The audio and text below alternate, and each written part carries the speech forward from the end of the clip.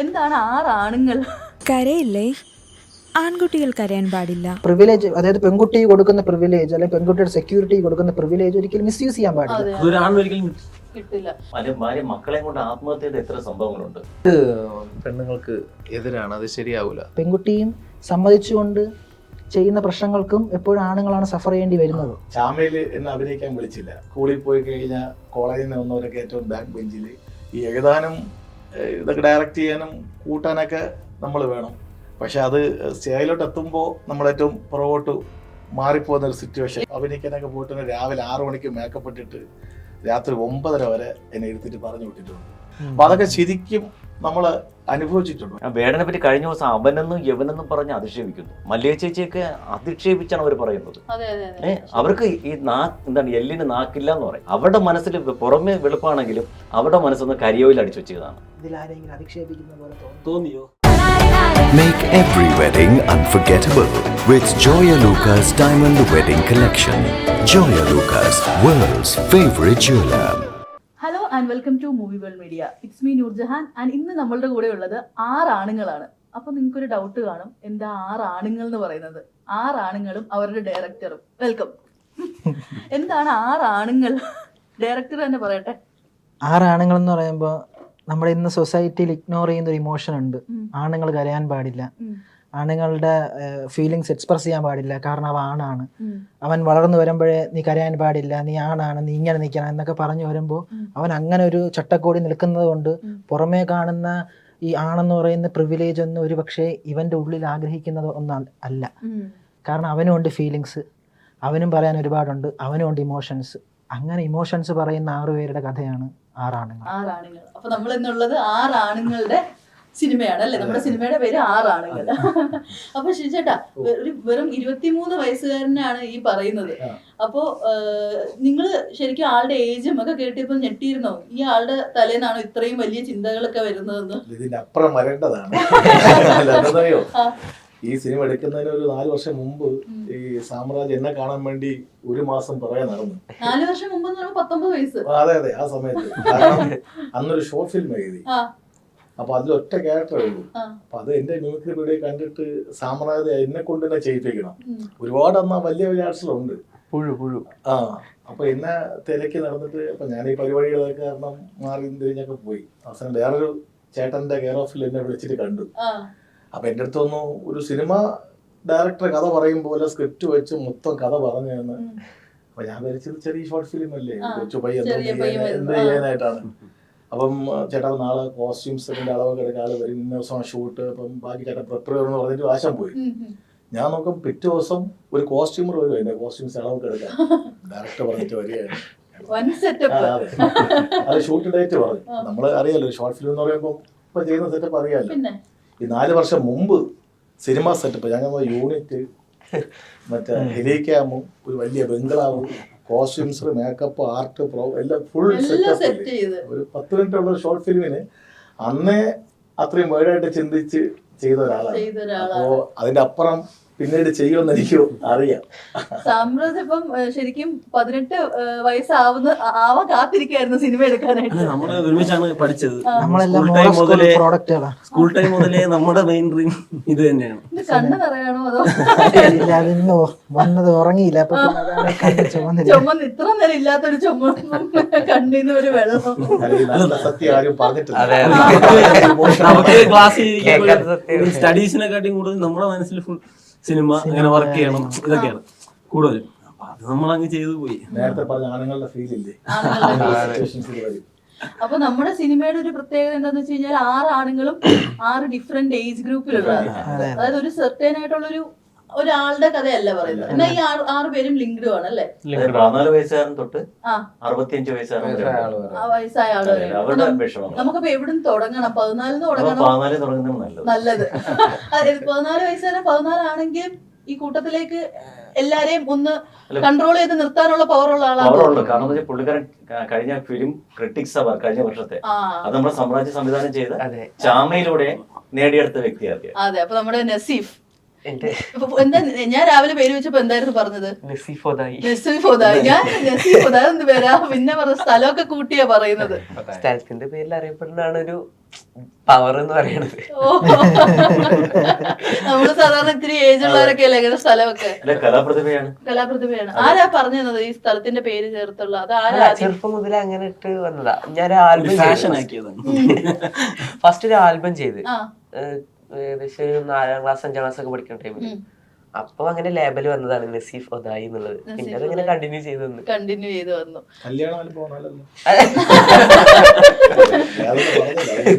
അല്ലല്ല, സാധാ ഒരു മ്യൂസിക് ആൽബം.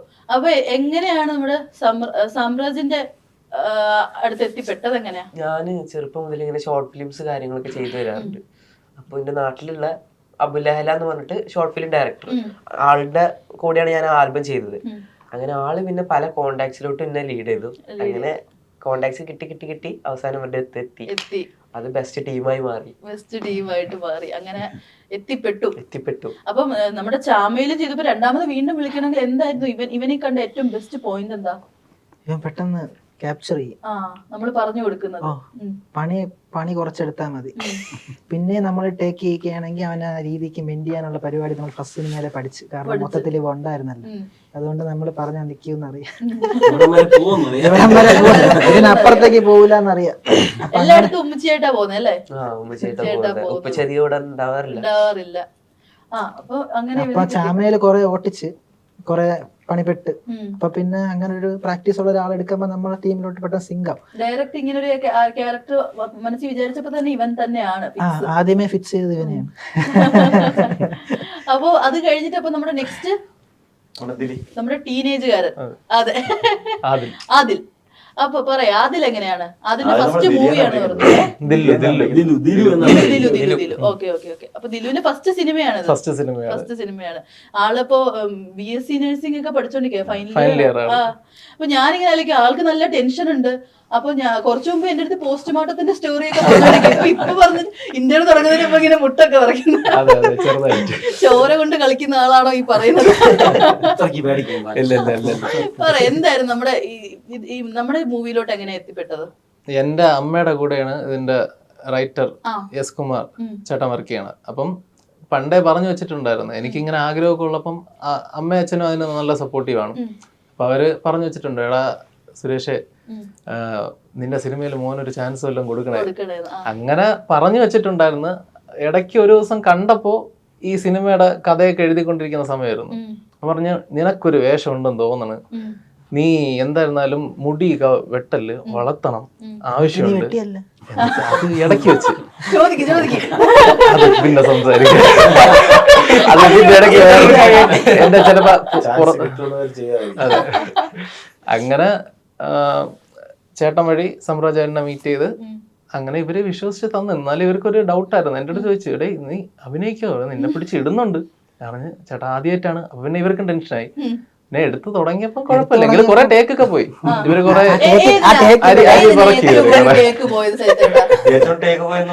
ഒരു പെൺകുട്ടി ഒരു ലവറുണ്ട്, ലവറിനെ കെട്ടിപ്പിടിച്ച് നിൽക്കുന്ന ഒരു സീനുണ്ട്. അത് കട്ട് പറഞ്ഞിട്ടും പക്ഷെ അത് എടുത്തിട്ടും മതിയാകുന്നില്ല. ഇവർക്കായിരുന്നു ആഗ്രഹം കൂടി. എന്റെ അച്ഛനും അമ്മയും എപ്പോഴും ഷൂട്ടിന് അവരെപ്പോഴും കൂടെ ഉണ്ട്. നസീഫിന്റെ അത് അഭിനയമല്ലേ. സാധാരണ ഒരു സീൻ എടുക്കാൻ വരുമ്പോഴത്തേക്കും ക്യാമറാമാൻ കാണും, ഡയറക്ടർ, റൈറ്റർ, വേറെ ആരും കാണൂല. ഈ സീൻ വന്നപ്പോഴത്തേക്കും അവിടെ മോഡൽ സ്കൂളിന്റെ ക്ലാസ്സിലായിരുന്നു. ആ ബെഞ്ചില് ഫുൾ ക്രൂ അതിന്റെ അകത്തുണ്ട്. അവർക്ക് ഇത് കാണാൻ വേണ്ടിട്ടാണ്.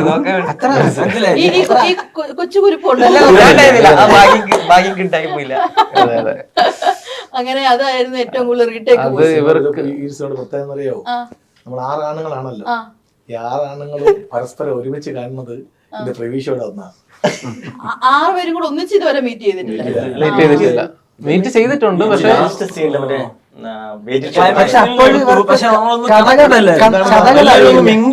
അവരവരുടെ പോർഷൻസ് മാത്രമേ ഈ കഥ ശരിയായ രീതിയിൽ എല്ലാരും മനസ്സിലാക്കുന്ന പ്രീവിന്റെ ഓരോ ഷോട്ട് അറിയത്തുള്ളൂ. നസീഫിന്റെ സ്റ്റോറി മാത്രമേ അറിയാവൂ. പക്ഷെ എല്ലാം തമ്മിൽ ഒരു കണക്ഷൻ ഉണ്ട്. 6 ഡിഫറെന്റ് സ്റ്റോറിയാണ് ചിലപ്പം ആളുകൾ. ഇല്ല 6 കഥാപാത്രങ്ങൾ ക്യാരക്ടേഴ്സ് എല്ലാം കണക്ട് ആവും. കോമ്പിനേഷൻ ഉണ്ട്.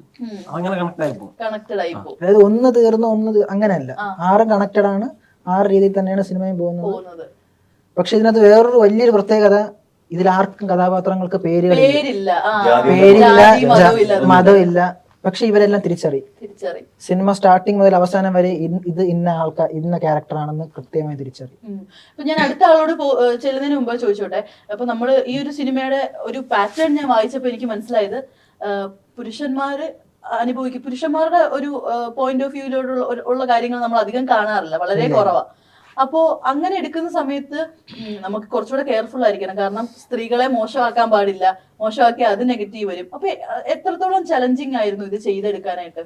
അല്ല, കൃത്യമായ കാര്യങ്ങൾ പറയാൻ അങ്ങനെ ചലഞ്ചിങ് എടുക്കേണ്ട ആവശ്യമില്ലെന്ന് എനിക്ക് തോന്നുന്നു. കാരണം ഒരിക്കലും നമ്മളിപ്പോ പറയും പോലെ ഇപ്പൊ നമ്മൾ ആണുങ്ങളെ പറ്റി പറയുമ്പോഴത്തേക്ക് പെണ്ണുങ്ങൾ അധിക്ഷേപിക്കണം എന്നില്ല. ആണുങ്ങളെ പറ്റി പറയുമ്പോൾ അവരുടെ പേഴ്സ്പെക്റ്റീവ്, അവർ അനുഭവിക്കുന്ന കാര്യങ്ങളുമാണ് പറയുന്നത്. അതൊരിക്കലും ഒരു പെൺകുട്ടിയെ അല്ലെങ്കിൽ ഒരു സ്ത്രീ സമൂഹത്തെ അടിച്ചമർത്താനൊന്നും അല്ല സംസാരിക്കുന്നത്. അപ്പൊ അതുകൊണ്ട് തന്നെ കാര്യം ക്ലിയർ ആയിട്ട് പറഞ്ഞു കഴിഞ്ഞാൽ ഈ പറയുന്ന സ്ത്രീകൾക്കെല്ലാം മനസ്സിലാവും. അപ്പൊ ഈ സിനിമയുടെ പറഞ്ഞു വന്നത്, ഈ സിനിമ കാണുമ്പോൾ ഒരു സ്ത്രീ പോലും, എനിക്ക് ഉറപ്പാണ്, ഒരു സ്ത്രീ പോലും അയ്യോ നമ്മൾ ഇത്രയും മോശക്കാരാക്കിയല്ലോ എന്ന് പറയില്ല.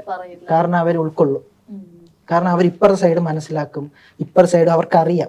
കാരണം അവർക്കറിയാമെങ്കിൽ ഇതൊരു സൊസൈറ്റിയുടെ പ്രശ്നമാണ്. ഞാൻ പറഞ്ഞതുപോലെ നമ്മൾ വളർന്നു വരുന്ന സാഹചര്യത്തിലൊക്കെ നമ്മൾ കണ്ടുവരുന്ന അല്ലെങ്കിൽ നമ്മൾ ശീലിച്ചു വരുന്ന, നമ്മുടെ പാരന്റിങ്ങിലൂടെയൊക്കെ നമ്മൾ ശീലിച്ചു വരുന്ന കാര്യമാണ്. എക്സാമ്പിൾ ഈ കരയരുതെന്നൊക്കെ പറയുന്നത്, അത് നമ്മുടെ ഒരു ജീവിത ശൈലിയായി മാറി.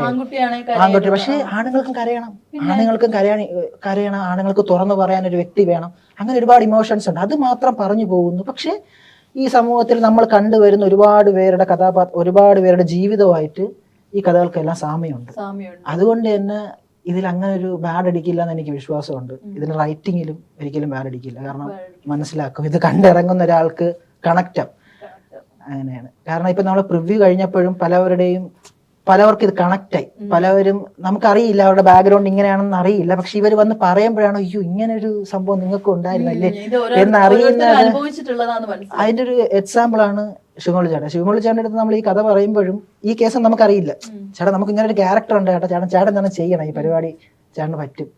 പക്ഷെ ചേട്ടൻ ഈ കഥ കേട്ടതിന് ശേഷമാണ് നമ്മൾ ഷൂട്ട് നടന്നുകൊണ്ടിരിക്കുന്ന ഇടയ്ക്ക് നമ്മുടെ റൈറ്റർ എസ് കുമാർ ചേട്ടൻ്റെ അടുത്ത് ഇങ്ങനെ പറയാം, ചേട്ടാ ഇങ്ങനെ നമുക്ക് എൻ്റെ ജീവിതത്തിൽ ഇങ്ങനെ ഒരു ഇൻസിഡന്റ് ഉണ്ട് ചേട്ടാ, ഇങ്ങനൊരു സംഭവം ഉണ്ട് എന്ന് പറയാം. പക്ഷെ അത് നമ്മൾ പ്ലാൻ ചെയ്ത് കണക്ട് ആയതല്ല. അത് ഭയങ്കര ഒരു ഇതായിട്ട് തോന്നി നമുക്ക്. കാരണം നമ്മൾ എഴുതി വെച്ച കാര്യങ്ങളിൽ പലതും അയാൾ അനുഭവിച്ചിട്ടുണ്ട് എന്ന് അറിയുമ്പോഴത്തേക്ക് അത് ഭയങ്കര ഒരു മൊമെന്റ് ആണ്. അതിനെക്കുറിച്ച് ചേട്ടൻ പറയാമായിരിക്കും ക്ലാരിറ്റി. അപ്പൊ നമ്മുടെ ചേട്ടനോട് വരുന്നതിന് മുമ്പ് നെക്സ്റ്റ് ഏജ് ഗ്രൂപ്പിൽ ആരാ വരുന്നത്? ബാലു അല്ലേ? അതെ. അപ്പൊ ബാലുവിന്റെ എന്ന് പറയുമ്പോഴത്തേക്ക് ഒരു 20-30 ഇടയിലുള്ള ഒരു പ്രായം ചെയ്യുന്നതായിരിക്കും. അപ്പോ ശരിക്കും പറഞ്ഞാൽ ആ ഒരു പ്രായത്തിലുള്ള ആണുങ്ങളാണല്ലോ ഏറ്റവും കൂടുതൽ ഒരു പ്രഷർ അനുഭവിക്കുന്നത്. ഒന്നെങ്കിലും ജോലിയായില്ലേ, കല്യാണമായില്ലേ, മീൻസ് അങ്ങനെ എല്ലാം ഒന്ന് കൂട്ടി യോജിപ്പിക്കുന്ന ഒരു ടൈമാണല്ലോ. ഒരു നെട്ടോട്ട് ഓടുന്നത്, ഇനി എന്താണ് ഫ്യൂച്ചർ എങ്ങനെയാണെന്നൊക്കെ ഉള്ളൊരു, ഇത് ശരിക്കും എന്റെ ക്യാരക്ടർ എന്ന് പറഞ്ഞാൽ ഇനി ഫ്യൂച്ചർ എന്താകുമെന്നുള്ള പ്രശ്നത്തിൽ നിൽക്കുന്ന ഒരാളാണ്. നമ്മുടെ ഈ ഹണി ട്രാപ്പ് ഇതിൽ ഒന്ന് പെട്ടുപോയിട്ട് അവൻ എഡ്യൂക്കേറ്റഡ് ആണ്, പക്ഷെ അവന് ജോലിയില്ല. അവനൊരു പൊതുസ്ഥലത്ത് ചെന്ന് നിൽക്കാൻ പറ്റുന്നില്ല. അപ്പൊ അവന്റെ മാനസികാവസ്ഥയും അവൻ അങ്ങനെ അത് ഓവർകം ചെയ്യുന്നതാണ് എന്റെ ഈ ക്യാരക്ടർ കൊണ്ട് നമ്മൾ കാണിക്കാൻ ഉദ്ദേശിക്കുന്നത്. എന്റെ സ്വഭാവം തന്നെയാണ്.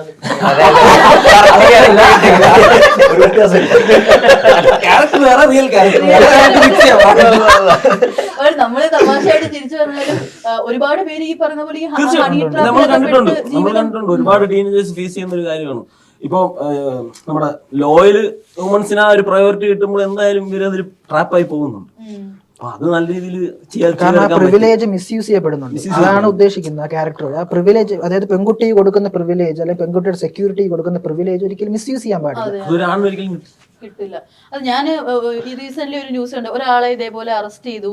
അപ്പോ സംഭവം എന്ത് പോക്സോ കേസ് എന്ന് പറഞ്ഞിട്ട്, പക്ഷെ ആ സമയത്ത് പുള്ളിനെ അറസ്റ്റ് ചെയ്ത സമയത്ത് എല്ലാം ഇതേപോലെ ന്യൂസ് വന്നു, ആളുടെ ഫേസ് റിവീൽ ചെയ്തു. ബട്ട് പിന്നീട് ഞാൻ കഴിഞ്ഞ ദിവസം അയാളുടെ അടുത്ത് നോക്കുമ്പോൾ അയാൾ ഒരു എക്സ്പ്ലനേഷൻ വീഡിയോസ് ഇട്ടേക്കുന്നു. പുള്ളി ഇതേപോലെ അയാളുടെ ഭാഗത്താണ് ന്യായം, അതൊരു ഫേക്ക് അലിഗേഷൻ ആണ്. പക്ഷെ ഈ പറഞ്ഞ ഫേക്ക് അലിഗേഷൻ ആണെന്ന് പറയുന്ന സംഭവം ആരും അറിയില്ല. ആ നെഗറ്റീവ് ന്യൂസ് ലൈഫ് ലോങ് അത് കണ്ടിന്യൂ ചെയ്യും. കണ്ടിന്യൂ പത്രത്തിൽ ഏറ്റവും വലിയ ന്യൂസായിട്ട് വരും. പക്ഷെ ഇത് ഇതിന്ന് അദ്ദേഹം ഇതൊന്നും ചെയ്തിട്ടില്ല എന്ന് പറയുമ്പോൾ ചെറിയൊരു ബോക്സ് ന്യൂസ് കൊടുക്കും. ബോക്സ് ന്യൂസ് ആരും വായിക്കത്തുമില്ല. ചില സമയത്ത് അയാൾക്ക് കുടുംബജീവിതം മൊത്തം എല്ലാ നഷ്ടപ്പെടും, ദിവസവും ജോലി നഷ്ടപ്പെടും, അതെ. സമൂഹത്തിൽ ഇറങ്ങി ചെല്ലുമ്പോൾ അതുവരെ കീപ്പ് ചെയ്തിരിക്കുന്ന ആ അഭിമാനം, ആ മാനമൊക്കെ നഷ്ടപ്പെടും. പിന്നെ അവസാനം സൂയിസൈഡ് ചെയ്യാൻ അയാൾക്ക് ചിലപ്പോൾ നിർവാഹം ഉണ്ടാവും. ഞാൻ ആ ഒരു ഏജ് ഗ്യാപ്പ് ഒരു 22-30 പോയി. ലൈഫ് ഒരു വർത്തില്ല, അയാൾക്ക് പിന്നെ ജീവിതമില്ല, അതെ തീരെയാണ് അവിടെ. ആ ഒരു ക്യാരക്ടർ നമ്മുടെ സമൂഹത്തിൽ ഇഷ്ടം പോലെ ഉണ്ട്. അതെ. അതെ, അത് സ്വന്തം ഒരുപാട് കണക്ട് ആവാൻ പറ്റും. അമ്മയും പെങ്ങളെയും പോലും ഫേസ് ചെയ്യാൻ പറ്റാത്ത ഒരു അവസ്ഥ. പറ്റുന്നില്ല. ഭാര്യ മക്കളെയും കൊണ്ട് ആത്മഹത്യ ചെയ്ത എത്ര സംഭവങ്ങളുണ്ട്. അതിനെ കുറിച്ചൊന്നും പിന്നെ ന്യൂസിലൊന്നും വരില്ല. ജസ്റ്റ് അവിടെ ഒരാള് മക്കള് ഒരു യുവതി കുഞ്ഞുങ്ങളെ കൊണ്ട് ആത്മഹത്യ ചെയ്തു. ആ റീസൺ പറയുന്നില്ല എന്താണെന്ന്. ഇയാൾ അതിൽ നിന്ന് മാറിയിട്ട് ഇയാള് ഭാഗത്ത് കുറ്റമെല്ലാം തെളിഞ്ഞു വന്നാൽ പോലും ഒരു മീഡിയയിൽ പോലും അയാളെ പറ്റി പരാമർശിക്കുന്നില്ല. സമൂഹത്തിന്റെ മുമ്പിൽ എന്നും അയാള് പ്രതി തന്നെയാണ്. അത് വളരെ വ്യക്തമായിട്ട് ഇതിൽ കാണിക്കുന്നു. അതെ, നമ്മുടെ ലോസ് ഒക്കെ നല്ലത് തന്നെയാണ്, പക്ഷെ അത് യൂസ് ചെയ്യുമ്പോൾ നന്നായിട്ട് യൂസ് ചെയ്യണം. അതെ, സ്ത്രീകൾക്ക് നല്ലതിന് വേണ്ടിയിട്ടുള്ള ലോസ് ആണ്, പക്ഷെ അത് മിസ്യൂസ് ചെയ്യുന്നു മിസ്യൂസ് ചില സന്ദർഭങ്ങളിൽ. ചില ആളുകൾ മിസ്യൂസ് ചെയ്യുന്നു. അതെ. പിന്നെ ഈ സിനിമയിൽ ഏറ്റവും പ്രത്യേകത എന്നുള്ളത് നമ്മളെ writer Suresh sir, S Kumar എന്നാണ് അറിയപ്പെടുന്ന അപരനാമത്തില്, ഒരിക്കലും നിയമവ്യവസ്ഥയെ അധിക്ഷേപിച്ചുകൊണ്ട് ഒന്നും പറഞ്ഞിട്ടില്ല. ചില സീൻസ് ഒക്കെ നല്ല കോൺട്രവേഴ്സി ക്രിയേറ്റ് ചെയ്യാൻ പറ്റിയ സീൻസോ അല്ലെങ്കിൽ സിനിമയ്ക്ക് തന്നെ ഒരു പ്രൊമോഷൻ കിട്ടുന്ന അതുപോലും ഇത് പെണ്ണുങ്ങൾക്ക് എതിരാണ്, അത് ശരിയാവൂല. മാക്സിമം സപ്പോർട്ട് ചെയ്തോടാണ് ആരെ അടിച്ചമർത്തിക്കൊണ്ട് ന്യൂനപക്ഷത്തിന്റെ പരിപാടി പിടിച്ചിട്ടില്ല എന്നുള്ളത് മാത്രമേ ഉള്ളൂ. മനസ്സിലായി. അപ്പൊ ഇതുപോലെ തന്നെ ഈ കാര്യം പറഞ്ഞപ്പോഴും ഇപ്പൊ ഇവൻ തെറ്റ് ചെയ്തെന്ന് തന്നെ വെച്ചോ, അപ്പൊ ഇതേ തെറ്റ് ഈ പെൺകുട്ടിയും ചെയ്തിട്ടുണ്ട്. അപ്പോഴെപ്പോഴും ആണിന് മാത്രമാണ് ഈ പ്രശ്നങ്ങളും ഈ ഫോട്ടോ പരിപാടികളും ഈ ന്യൂസിൽ മൊത്തം നിറഞ്ഞിരിക്കുന്ന ആണാണ്. ഈ ബ്രേക്കപ്പ് ആയതിനു ശേഷം പോയി കേസ് ആ ഒരു പാറ്റേൺ ആണ് ഉദ്ദേശിച്ചത്. അതായാലും ഈ പറഞ്ഞ പോലത്തെ കേസുകളായാലും എപ്പോഴും ആണിനെ മാത്രമാണ് ഫ്രണ്ടിൽ കൊണ്ട് നിർത്തുന്നത്. ഇപ്പൊ പെൺകുട്ടി അതേ തെറ്റ് ഇപ്പൊ ആണ് ചെയ്യുമ്പോഴത്തേക്ക് ഒബ്വിയസ്ലി ഇപ്പൊ നമുക്ക് ഒരു സൈഡ് അപ്പർ സൈഡ് നോക്കിക്കഴിഞ്ഞാൽ പെൺകുട്ടിയും സമ്മതിച്ചുകൊണ്ട് ചെയ്യുന്ന പ്രശ്നങ്ങൾക്കും എപ്പോഴും ആണുങ്ങളാണ് സഫർ ചെയ്യേണ്ടി വരുന്നത്. അങ്ങനെ ഒരു പ്രശ്നമുണ്ട്. അപ്പൊ അതൊക്കെയാണ് ഇത് സിനിമയിൽ ഡിസ്കസ് ചെയ്യുന്നത്. എന്നാൽ ആരെയും നമ്മൾ സംഭവം എന്ന് വെച്ച് കഴിഞ്ഞാൽ ഒരു നാച്ചുറലി ഈ പ്രശ്നങ്ങൾ അനുഭവിക്കുന്ന കുറച്ച് പെൺകുട്ടികളുണ്ട്. അവരുടെ അവസരവും അതാണ് ഞാൻ പറഞ്ഞത്, അവരുടെ ഇതും കൂടെ നമ്മൾ മിസ്യൂസ് ചെയ്യണം, അവരുടെ നിയമം കൂടെ മിസ്യൂസ് ചെയ്യണം. അപ്പൊ പിന്നെ ഇത് കുറെ കഴിയുമ്പോഴത്തെ ഇതൊരു നോർമൽ വേ ആയിട്ട് മാറും. ഇതൊന്നും ആരും വിശ്വസിക്കാത്ത രീതിയിലോട്ട് മാറും. അതുപോലത്തെ ഒരുപാട് കേസുകൾ നമ്മൾ ഈ കഴിഞ്ഞ വർഷം ഉണ്ടാക്കി ഒരുപാട് കണ്ടിട്ടുണ്ട്. ചുമ്മാ ഒരാളെ കരിവരുത്തേക്ക് പ്രതിയെന്നും പറഞ്ഞ ആണിന്റെ പേരിനെ കാണിക്കും. ഉദാഹരണം ബാലു പ്രതിയാണിക്കോട്ടെ, ബാലു ഇത്ര വയസ്സ് ഇന്ന സ്ഥലം ഇന്നാണ് പ്രതി. പക്ഷെ പെൺകുട്ടിയുടെ പേര് ഇര, അവിടെ പേര് വരുന്നില്ല. ആണിന്റെ പേരിനെ ഇങ്ങനെ തുറന്നു കാട്ടുന്നുണ്ട്. ഇരയുടെ പേര് കൊടുക്കാൻ പാടില്ല. പക്ഷെ അവര് തെറ്റ് ചെയ്തിട്ടുണ്ടെങ്കിൽ പറയാമെന്നാണ് നമ്മൾ ചെയ്തിട്ടുണ്ട്. ഇല്ലാന്നുണ്ടെങ്കിൽ ഇവനെ പിടിച്ചു അകത്തിടണം. അല്ലാത്ത പക്ഷം വളരെ പാവമാണ്. അല്ല, ആ ക്യാരക്ടർ ഇങ്ങനെ കാണിക്കാൻ എളുപ്പമുള്ളതുണ്ട്. എന്താണെന്നറിയില്ല, എനിക്ക് ജന്മനാ ഒരു കള്ളലക്ഷണം കള്ളലക്ഷണം ഉള്ളതുകൊണ്ട് എല്ലാരും അങ്ങനെ പറയുന്നല്ലേ.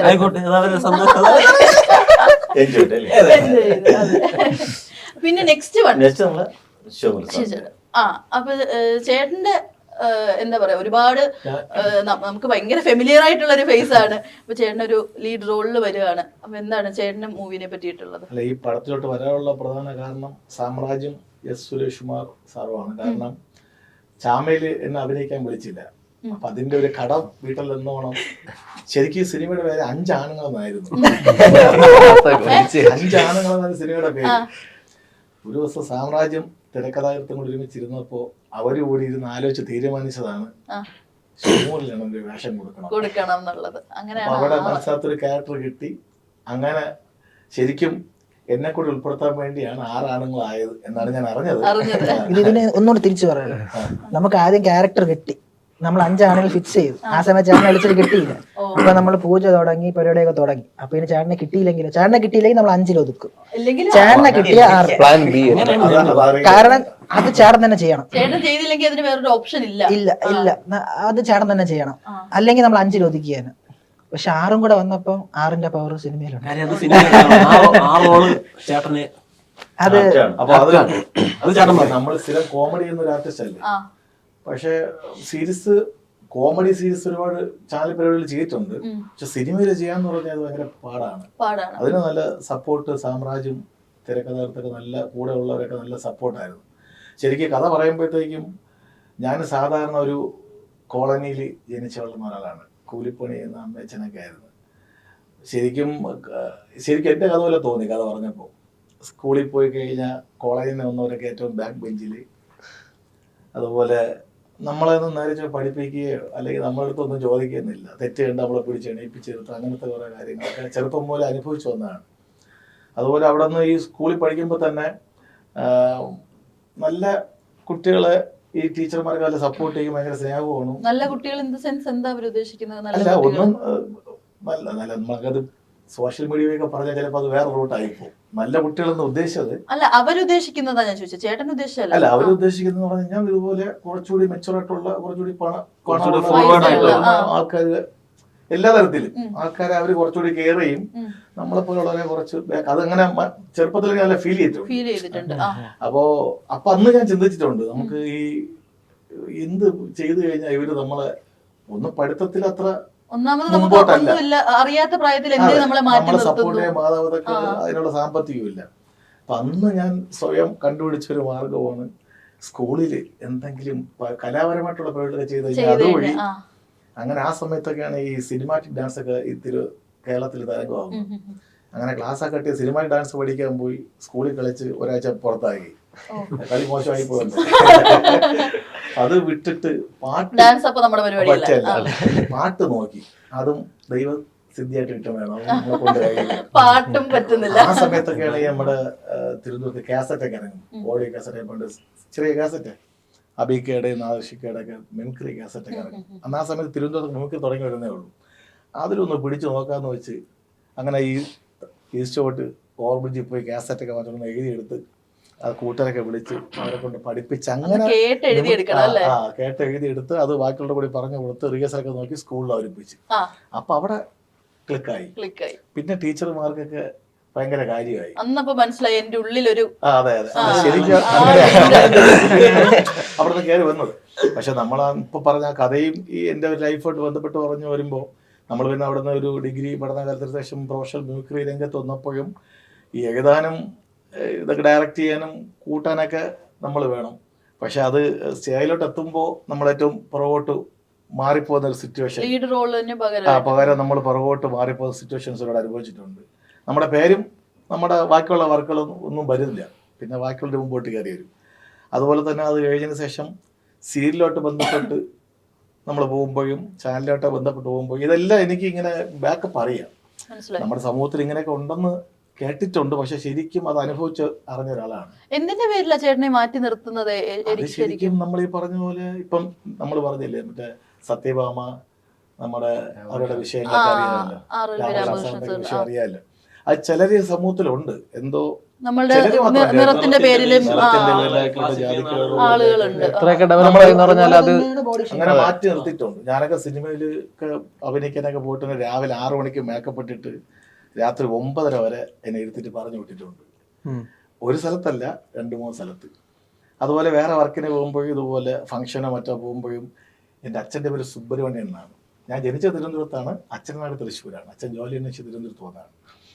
അപ്പോൾ ശിവമുരളി സുബ്രഹ്മണ്യൻ നേർക്കുമ്പോൾ ഒരുമായിരിക്കും വലിയ ശിവമുരളി സുബ്രഹ്മണ്യൻ ചെല്ലുമ്പോഴാണ് കാണുന്നത്.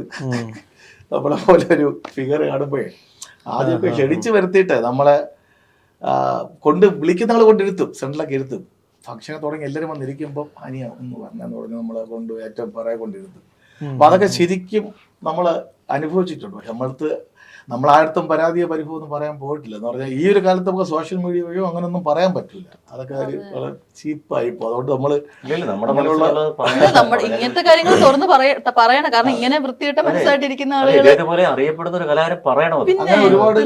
ഒരുപാട് അനുഭവങ്ങളുണ്ട്. പക്ഷെ നമ്മൾ അതിൽ തളർന്നില്ല. പെട്ടെന്ന് സാമ്രാജ്യ ഈ ഒരു സ്റ്റോറി എന്ന് പറയുമ്പോൾ ആ ക്യാരക്ടറും എൻ്റെ ലൈഫോട്ട് ഭയങ്കര കണക്ഷനായി. അപ്പൊ അതെനിക്ക് ഭയങ്കരമായിട്ട് അത് ഉൾക്കൊള്ളാനും സാമ്രാജ്യം പറഞ്ഞ പോലെ തന്നെ എനിക്കത് ചെയ്യാനും പറ്റിയെന്നാണ് എൻ്റെ വിശ്വാസം. അത് പിന്നെ പ്രേക്ഷകരാണ് ആ വിധി എഴുതേണ്ടത്. ശരിക്കും പറഞ്ഞാൽ സ്റ്റിൽ ഈ ബോഡി ഷെയ്മിങ് അതുപോലെ തന്നെ ഈ നിറത്തിന്റെ പേര് റേസിസം കാണിച്ച ഒരുപാട് പേരുടെ അവസരങ്ങൾ മിസ്സാവുന്നുണ്ട്. ഉണ്ടായിട്ടുണ്ട്, ഒരുപാട് അവസരങ്ങൾ ഇഷ്ടം പോലെ പോയിട്ടുണ്ട്. സത്യഭാമ ഇപ്പം നമ്മുടെ അതായത് കലാമണി ചേട്ടന്റെ അനുജൻ മാത്രമല്ല നമ്മൾ അദ്ദേഹത്തെ പറയണത്. അദ്ദേഹം എന്ന് പറഞ്ഞാൽ നാട്യ വിസ്മയമാണ്. അദ്ദേഹത്തിന്റെ മോഹിനിയാട്ടമൊക്കെ എന്ന് പറഞ്ഞത് ഞാൻ കണ്ടിട്ടുണ്ട്, നേരിട്ട് ലൈവ് കണ്ടിട്ടുള്ളതാണ്. ആർ.വി. രാമകൃഷ്ണൻ അദ്ദേഹത്തെ ഇത്രയും മോശമായിട്ട് ആ സ്ത്രീ പരാമർശിച്ചെന്നുള്ളത് വളരെ വിഷമം. മാത്രമല്ല ഇപ്പം നമ്മുടെ യുവജനങ്ങളുടെ ഹരമായിരിക്കുന്ന വേടൻ, ആ വേടനെ പറ്റി കഴിഞ്ഞ ദിവസം അവനെന്നും യവനെന്നും പറഞ്ഞ് അധിക്ഷേപിക്കുന്നു. അതൊക്കെ നമുക്ക് എന്താണ്, അവരൊരു നർത്തകിയല്ലേ, ആ നർത്തകി ഇങ്ങനെ പറയുമ്പോൾ നമുക്ക് തന്നെ ഭയങ്കര അവരോട് അവജ്ഞയാണ്. അതുപോലെ നമ്മുടെ മല്ലിക സുകുമാരൻ, അത് നമ്മളെ പൃഥ്വിരാജിന്റെ അമ്മ മല്ലിക ചേച്ചിയൊക്കെ അധിക്ഷേപിച്ചാണ് അവർ പറയുന്നത്. അവർക്ക് ഈ എന്താണ് എല്ലിന് നാക്കില്ല എന്ന് പറയും. ഈ വെളുപ്പിന് ഞാൻ ചോദിച്ചു, ഒരു വെളുപ്പുള്ള ഒരാള് അയാളുടെ മുഖത്ത് പാണ്ട് പിടിച്ചു കഴിഞ്ഞാൽ എന്ത് ചെയ്യും? അയാളുടെ സൗന്ദര്യം തീർന്നില്ലേ? അല്ലെങ്കിൽ ഒരു ആസിഡ് വീണ് കഴിഞ്ഞാൽ, അല്ലെങ്കിൽ ഒരു ആക്സിഡന്റ് സംഭവിച്ചു, അയാൾ റോഡിൽ വീണ് ഒരഞ്ഞ് മുഖം അങ്ങ് പോയി, അപ്പോൾ ആ സൗന്ദര്യം തീരെയില്ലേ? സൗന്ദര്യം വരേണ്ടത് മനസ്സിലാണ്, നിറം വരേണ്ടത് മനസ്സിലാണ്. അവരുടെ മനസ്സിൽ പുറമെ വെളുപ്പാണെങ്കിലും അവരുടെ മനസ്സൊന്ന് കരിയോയിൽ അടിച്ചു വെച്ചതാണ്.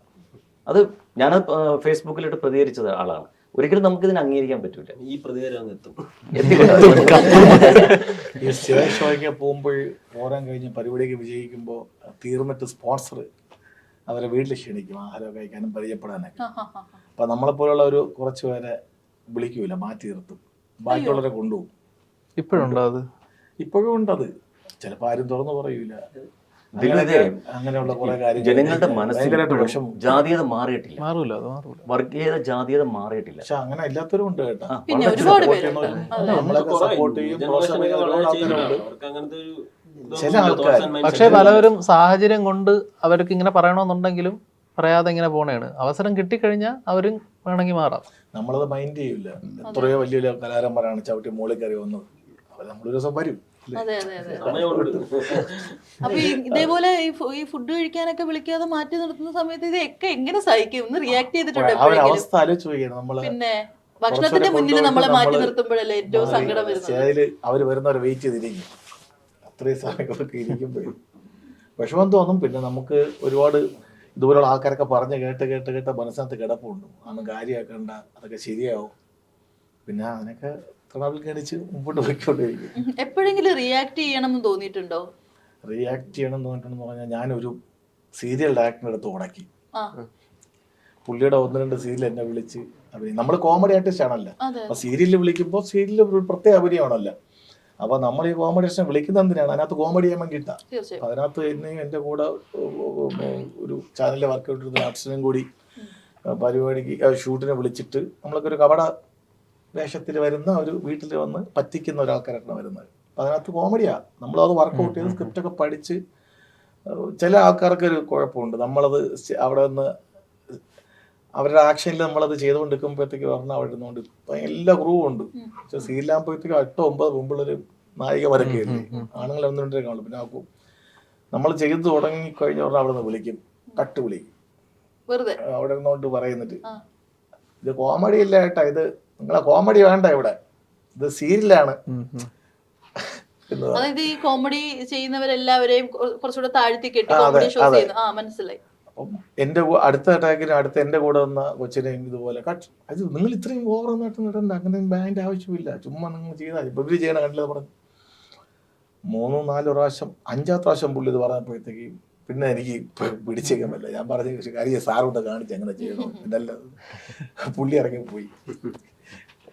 ശരിക്കും പറഞ്ഞ ഈ കോമഡി ഇത് തമാശ ഇങ്ങനെ ഈ കോമഡി ചെയ്യുന്ന അല്ലെങ്കിൽ സ്റ്റേജിൽ ഷോസ് ചെയ്യുന്നവരെയൊക്കെ അങ്ങ് അത് കഴിഞ്ഞ് അവരൊരു ചില ആൾക്കാർക്ക് അവർക്കൊരു രസം എന്താണെന്നറിയോ, നമ്മളടുത്തൊക്കെ അങ്ങനെ പറയും, നമ്മളൊക്കെ പെട്ടെന്ന് അങ്ങനെ ഒരു ആയിട്ട് നിൽക്കുമ്പോഴത്തേക്ക് അവർക്ക് എന്തൊരു രസമായിരിക്കും, അല്ലെങ്കിൽ ഒരു സുഖം കിട്ടും. എല്ലാവരുടെയും മുന്നിൽ കോമാളിയാക്കാൻ നോക്കുന്നത്. അതെ എന്ന് പറഞ്ഞ പോലെ അതൊക്കെ ഒരുപാട് അങ്ങനെ അനുഭവങ്ങളുണ്ട്. റിയാക്ട് ചെയ്യൂലെന്ന് തോന്നുന്നവരുടെ അടുത്തല്ലേ. പിന്നെ ഞാൻ റിയാക്ട് ചെയ്യാന്ന് പറഞ്ഞു കഴിഞ്ഞാൽ 3 എപ്പിസോഡാ പറഞ്ഞത്. ഒരു എപ്പിസോഡ് ഇത് നമ്മൾ എടുത്തു കഴിഞ്ഞ് പിന്നെ അവർ ചാർട്ട് ചെയ്തിരിക്കുകയില്ല, പിന്നെ മാറ്റേയില്ല. അതുകൊണ്ടാണ് ഉടക്കിയത്. പിന്നെ ഡയറക്ടർ മാറി അസോസിയേറ്റ് ബാക്കി ചെയ്ത് തീർത്തത്. പുള്ളിക്ക് ദേഷ്യം വന്ന് ചെയ്തു അപ്പൊ നമ്മുടെ അടുത്ത ക്യാരക്ടർ ഞാനാണ്. അതെ. അപ്പൊ ഈ ഒരു മിഡിൽ ഏജ്, ഒരു 40-45 ആ ഒരു ഏജിൽ വരുന്ന ഗ്രൂപ്പ്. അപ്പൊ ആ ഒരു പ്രായം എന്ന് പറയുമ്പോഴത്തേക്ക് എന്താ പറയാ, ഒരുപാട് സ്ട്രഗിൾസ് ഒക്കെ അനുഭവിക്കുന്ന ഒരു ഏജാണ്. കുടുംബജീവിതം, മക്കള് പഠിക്കുന്നതായിരിക്കും, അത് ഫിനാൻഷ്യലി കുറച്ചുകൂടെ സ്റ്റേബിൾ ആയവര് ഫുൾ സ്റ്റേബിൾ ആയിരിക്കും, എന്നാൽ അതെ എത്താത്തവരാണെങ്കിൽ അതുപോലെ കഷ്ടപ്പെടുന്നവരായിരിക്കും. അപ്പൊ അതെങ്ങനെയായിരുന്നു റിയൽ ലൈഫായിട്ട് കണക്ട് ചെയ്യാൻ പറ്റുന്ന ക്യാരക്ടർ ആയിരുന്നു? റിയൽ ലൈഫായിട്ട് എന്റെ റിയൽ ലൈഫിൽ അത് ഉണ്ടായിട്ടില്ല. കാരണം എന്റെ ഭാര്യ എന്ന് പറഞ്ഞ സ്നേഹത്തിന്റെ ഒരു ഭാര്യയാണ്. ഞാൻ വേറെ ഒന്നും പറഞ്ഞല്ലേ, അതുകൊണ്ടല്ലോ എന്നെ സഹിക്കുന്നതിന് ഞാൻ എപ്പോഴും അവിടെ പറയും, എന്നെ സഹിക്കുന്നതിനൊക്കെ ഈ വർഷത്തെ എന്താണ് സഹനശക്തിയുള്ള നോബൽ സമ്മാനം നിനക്ക്. ഞാൻ മുൻകോപിയാണ്. പക്ഷെ എന്താണ് 2 സെക്കൻഡ് മാത്രമേ ഉണ്ടാവും, അത് കഴിഞ്ഞിട്ട് തീരും, അപ്പോൾ തീരും. ലൈസൻസ് ഇല്ല. അതായത് നമ്മുടെ ഒരു മനസ്സിൽ നല്ല ആൾക്കാർക്ക് മാത്രമേ പെട്ടെന്ന് പ്രതികരിക്കാനുള്ള ഒരു ഇതുണ്ടാവുള്ളൂ, ബാക്കിയൊക്കെ ഇതുപോലെയൊക്കെ ആയിരിക്കും. അപ്പോ എന്റെ കാരണം ഞാൻ കല്യാണം കഴിച്ചിട്ട് സ്ത്രീധനം ചോദിച്ച ആളല്ല, സ്ത്രീധനം വാങ്ങിച്ചിട്ട് കല്യാണം കഴിച്ചതല്ല. എന്റെ വൈഫ് അതിനെപ്പറ്റി കണക്കൊന്നും പറയാറില്ല. പക്ഷെ എന്റെ കഥാപാത്രത്തില് സ്ത്രീധനത്തിനെ പറ്റി കണക്ക് പറയുന്ന ഒരു ഭാര്യയാണ്. നമ്മൾ സ്ത്രീധനം പറഞ്ഞിട്ടില്ല. അപ്പോൾ സ്ത്രീധനം എന്ന് പറഞ്ഞാൽ ചില പെണ്ണുങ്ങളുടെ കുഴപ്പം അതാണ്. അതായത് ചിലപ്പോൾ കല്യാണം കഴിക്കാൻ പയ്യൻ സ്ത്രീധനം വാങ്ങിക്കാതെ കെട്ടിയിട്ടാണെങ്കിൽ പോലും, സ്ത്രീധനം എന്ന് പറഞ്ഞാൽ ഏറ്റവും വലിയ ശത്രുവാണ്, ലോകത്തിലെ ഏറ്റവും വലിയ ശത്രു എന്ന് പറഞ്ഞാൽ സ്ത്രീധനമാണ്. അത് വാങ്ങിക്കാൻ പാടില്ല എന്നാണ്. അത് നല്ലൊരു മെസ്സേജ് തന്നെ നമ്മുടെ സിനിമയിലുണ്ട്. ഈ എന്താണ് സ്ത്രീധനത്തെക്കുറിച്ചും ഞാൻ ഇത്ര സ്വർണം കൊണ്ടുവന്നു എന്നൊക്കെ കൂടുതൽ പെണ്ണുങ്ങൾ പറയുന്നത് നമ്മൾ പലരും കേട്ടിട്ടുണ്ട്. കാരണം എന്താ, ഞാൻ ഇത്ര തന്നിട്ടുണ്ട്, വസ്തു ഇത്ര തന്നു, നിങ്ങൾക്ക് പൈസ ഇത്ര തന്നു, നിങ്ങൾക്ക് കാറ് തന്നു, വീട് തന്നു, സ്വർണം തന്നു എന്ന് കൂടെ പറയുമ്പോൾ നമ്മളെ വിലയ്ക്ക് വാങ്ങിച്ചതായിട്ടാണ് അവർ പറയുന്നത്. ഇത്രയും നിങ്ങളെ വീട്ടിലും നിങ്ങൾക്ക് തന്ന് നിങ്ങളെ ഞാൻ വിലയ്ക്ക് വാങ്ങിച്ചു. അത് നമ്മളാരും ചോദിക്കുന്നില്ല, വാങ്ങിക്കുന്നില്ല, നമ്മളൊന്നുമില്ല. എനിക്കൊരു മോളാണ്, എൻ്റെ മോളെ ഞാൻ കല്യാണം കഴിപ്പിച്ച് അയക്കുമ്പോഴത്തേക്ക് എനിക്ക് കഴിയുന്ന രീതിയിൽ ഞാൻ ആർഭാടമായ രീതിയിൽ ചെയ്ത് അയച്ചു കൊടുക്കാൻ നോക്കും. മനസ്സിലായില്ല? അത് എൻ്റെ ഇഷ്ടമാണ്. എൻ്റെ കുടുംബത്തിലെ അച്ഛനും അമ്മയും കൊടുക്കുന്നത്, അവരുടെ മക്കൾ കൊടുക്കുന്നത്. എൻ്റെ അച്ഛൻ എനിക്ക് വസ്തു തന്നിട്ടുണ്ട്, അത് അച്ഛൻ സ്ത്രീധനായിട്ട് തന്നതല്ലല്ലോ എനിക്ക്. അച്ഛൻ്റെ ഇത് എനിക്ക് കിട്ടി. എൻ്റെ വൈഫിന് എൻ്റെ അച്ഛനും അമ്മയും കൊടുത്തിട്ടുണ്ടെങ്കിൽ അത് അവർക്ക് കൊടുക്കുന്ന ഗിഫ്റ്റാണ്, സ്ത്രീധനമല്ല. സ്ത്രീധനം എന്ന് വെച്ചാൽ ഇനി 10 ലക്ഷം രൂപയും കാറും ഒരു 100 പവനും വേണം, ഇല്ലെങ്കിൽ പെണ്ണ് വീട്ടിലിരിക്കും എന്ന് പറഞ്ഞ സ്ത്രീധനം. മനസ്സിലായില്ലേ? അത് പറയാത്ത ഒരു ഭർത്താവ്, അങ്ങനെയുള്ള ഒരു ഭർത്താവിന് കൂടെ ടോർച്ചർ ചെയ്യുന്ന അത് സമൂഹത്തിൽ നടക്കുന്ന പച്ചയായ ഒരു കാര്യമാണ്. ആ കാര്യത്തെ വളരെ പച്ചയായിട്ട് തന്നെയാണ് പറഞ്ഞിരിക്കുന്നത്. അതിൻ്റെ ഇതിൽ ഡിപ്രഷൻ ഉണ്ടാകുന്നു, അവിടെ മാനസികമായി വളരെയധികം വിഷമം അനുഭവിക്കുന്നു. അയാൾക്ക് ജോലിയിലേക്ക് പോകുമ്പോഴും, അയാൾ എവിടെയെങ്കിലും ഇരിക്കുമ്പോഴും, ചായ കുടിക്കുമ്പോഴും അയാൾ ഓർക്കുന്ന അയാളെ ഭാര്യയും കുട്ടികളെയാണ്. കാരണം അവർ കുടിച്ചോ, അവരെന്ത് ചെയ്തോ എന്നറിയുന്ന അന്ന് ചിന്തിക്കുന്ന ഒരു ഭാര്യയാണ്, ഒരു ഭർത്താവാണ്. ആ ഭർത്താവ് അനുഭവിക്കുന്ന മാനസിക പീഡനമാണ് എന്റെ കഥാപാത്രം എന്ന് പറയുന്നത്. ഡിവോഴ്സ് കേസുമായിട്ട് ബന്ധപ്പെട്ടാണ് ചേട്ടൻ്റെ കഥാപാത്രം മുന്നോട്ട് പോകുന്നത്. അതായത് ഇപ്പോൾ ഒരു ഡിവോഴ്സ് കൊടുക്കുമ്പോഴത്തേക്കും അത് വിലക്കാൻ വേണ്ടി നമ്മൾ എഴുതി ചേർക്കുന്ന കുറച്ച് പോയിന്റ്സ് ഉണ്ട്. ചിലപ്പോൾ ഒരുപക്ഷെ അപ്പുറത്തും ഇപ്പുറത്ത് നിൽക്കുന്നവർക്ക് അറിയാം, ഇപ്പം ഭർത്താവിന് അറിയാം, ഭാര്യയ്ക്ക് അറിയാം, ഇതൊന്നും നടന്നിട്ടുണ്ടാവില്ല. ചില വക്കീലിന്റെ വാക്ക് പ്രകാരം കേസ് വിലക്കാൻ വേണ്ടി എഴുതി ചേർക്കുന്ന കുറച്ച് കാര്യങ്ങളുണ്ട്. അത് പലപ്പോഴും ആളുകളെ ബുദ്ധിമുട്ടിക്കുന്നുണ്ട്. ഇതേ സംഭവമാണ് നമ്മുടെ ബാലുവിന്റെ ക്യാരക്ടറിലുള്ളത്. അതായത് ഈ കോടതിയിൽ ചെല്ലുമ്പോഴത്തേക്ക് അവിടെ എങ്ങനെയാണ് നമ്മുടെ സംവിധായകൻ സാമ്രാജ്യം പറഞ്ഞതുപോലെ അയാൾക്ക് എതിരെ എങ്ങനെ മറ്റേ ഭാഗത്തിന് വിജയം കിട്ടണം, അതിനുവേണ്ടി പിടിപ്പിക്കുന്ന കുറേ തൊങ്ങലുകൾ ഇപ്പോൾ സമൂഹത്തിൽ നടക്കുന്നുണ്ട്. നമ്മൾ ഏത് ഡൈവോഴ്സ് കേസിലും, പക്ഷേ ഉദാഹരണം ഞാൻ തന്നെയാണ്, അല്ലെങ്കിൽ ഒരു എക്സ് എന്ന് പറഞ്ഞ ഒരാൾ, അയാൾ ഭാര്യയും കുട്ടികളെല്ലാം വേറെ ജീവിതമില്ല. ആ കേസ് വിലക്കാൻ വേണ്ടി പറയുന്നതാണ്, ഭാര്യ വീട്ടിലല്ലാത്ത സമയത്ത് വേറൊരു പെണ്ണിനെ വിളിച്ചുകൊണ്ട് വന്നു, അല്ലെങ്കിൽ കൂട്ടുകാരായിട്ട് മദ്യപിക്കും, ആ മദ്യപിക്കാത്ത ഭർത്താവായിരിക്കാം. അങ്ങനെ കുറേ കള്ളക്കഥകൾ ഇദ്ദേഹത്തിൻ്റെ പേരിലേക്ക് അടിച്ചേൽപ്പിക്കും.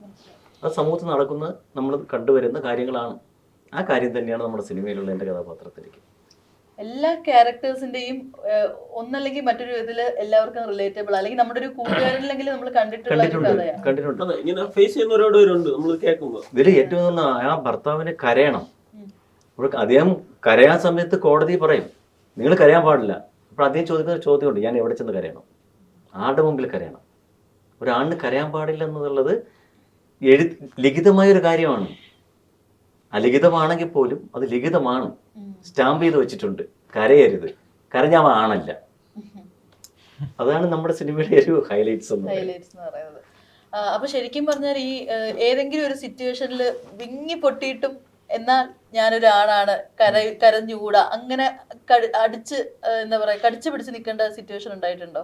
ഉണ്ട്. ഇതുപോലെ ഒരു സിനിമയിൽ ചെന്നപ്പോഴത്തേക്കും മേക്കപ്പ് ഇട്ട്, പേരൊന്നും പറയാൻ പറ്റില്ല, ഇട്ട് മേക്കപ്പ് ഇട്ട് കഴിഞ്ഞപ്പോഴത്തേക്കും അതിൻ്റെ കോസ്റ്റ്യൂംസ് ഒക്കെ ഡയറക്ടർ അടുത്ത് പോയി കാണിക്കാൻ പറഞ്ഞു. ഞാൻ ചെന്ന് കണ്ടപ്പോൾ ഇവരൊക്കെ ആര് ഈ മേക്കപ്പ് ഇട്ട് വെളുപ്പിച്ച് വരുത്തേക്കെന്ന് പറഞ്ഞിട്ട് മേക്കപ്പ് അയക്കാൻ പറഞ്ഞു. മേക്കപ്പ് അഴിച്ച് കോസ്റ്റ്യൂംസൊക്കെ മാറ്റിയിട്ട് എന്നെ പരസ്യമായിട്ട് ഭയങ്കരമായിട്ട് അവഹേളിച്ച് ഇത്രയും ആൾക്കാരെ മുമ്പ് വെച്ചിട്ട് നിന്ന് ഉരുകിപ്പോയി. കോളേജിൽ നിന്ന് ഇവനെ കാണാൻ ജാതിയൊക്കെ പറഞ്ഞു വിട്ട് അവിടെ നിന്ന് ഞാൻ കരഞ്ഞു, ഒരുപാട് കരഞ്ഞു. റിയാക്ട് ചെയ്തില്ല. നമ്മളെങ്ങനെ റിയാക്ട് ചെയ്യും? നമ്മളെന്നാ കയറി വരുന്നൊരു സമയമായിരുന്നു, വോയിസ് ഇല്ലല്ലോ, അത് ഒന്നും പറയാൻ പറ്റൂല. എപ്പോഴെങ്കിലും ഇപ്പോൾ ഒരു പ്ലാറ്റ്ഫോം കിട്ടിക്കഴിഞ്ഞാൽ ഇങ്ങനത്തെ കാര്യങ്ങളിലൊക്കെ പ്രതികരിക്കണം എന്ന് തോന്നിയിട്ടുണ്ടായിരുന്നോ? പ്രതികരിക്കണമെന്ന് തോന്നും. എങ്ങനെ പ്രതികരിക്കും?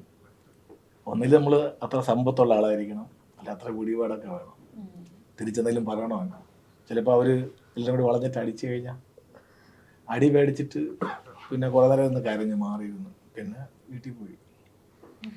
അങ്ങനെ ഒരുപാട് അനുഭവങ്ങളുണ്ട്. ചിലര് എത്ര പാവായിരുന്നു മനുഷ്യന്മാര്. പിന്നെ അതെല്ലാം നമുക്ക് മുമ്പോട്ട് വരാനുള്ള പ്രചോദനമാണ്. അതൊക്കെ നമ്മൾ വീണ്ടും വരും, കയറി വരും. ആ മേക്കപ്പ് പഠിപ്പിച്ച ഡയറക്ടറിന്റെ മുന്നിൽ ഒരു ദിവസം ചെന്ന് നിൽക്കണം. തീർച്ചയായിട്ടും അതെ, ഉറപ്പായിട്ടും പോകും. ഇതിപ്പോ അയാളൊന്നും കാണാതിരിക്കല്ലേ, അയാൾക്ക് മനസ്സിലാവുന്നുണ്ടായിരിക്കും ആരെയാ ഉദ്ദേശിച്ചെന്ന്. എന്തായാലും അതെ, കണ്ടു കഴിഞ്ഞാൽ എന്തായാലും ആരാണെങ്കിലും കാണിച്ചത് വളരെ മോശമായി പോയി അല്ലേ? ഇന്നല്ലേ നാളെ വേറെ ആരുടെയും കയ്യിൽ കിട്ടിക്കൂടാ. കർമ്മ എന്ന് പറഞ്ഞൊരു സംഭവം ഉണ്ടല്ലോ. അപ്പൊ എന്തായാലും നമ്മുടെ ലാസ്റ്റ് മെയിൻ നമ്മുടെ പ്രൊഡ്യൂസർ കൂടിയാണ്. അപ്പൊ രാധാകൃഷ്ണൻ ചേട്ടൻ, അപ്പൊ ഈ ഒരു ഏജ് എന്ന് പറയുമ്പോഴത്തേക്ക് സത്യം പറഞ്ഞാൽ ഇവരെല്ലാവരും എക്സ്പീരിയൻസ് ചെയ്ത് എല്ലാ ഫേസിലൂടെയും കടന്നു പോയി അവസാനം എല്ലാം എക്സ്പീരിയൻസ് ചെയ്തിട്ടുള്ള ഒരു ഏജ് ഗ്രൂപ്പാണ്.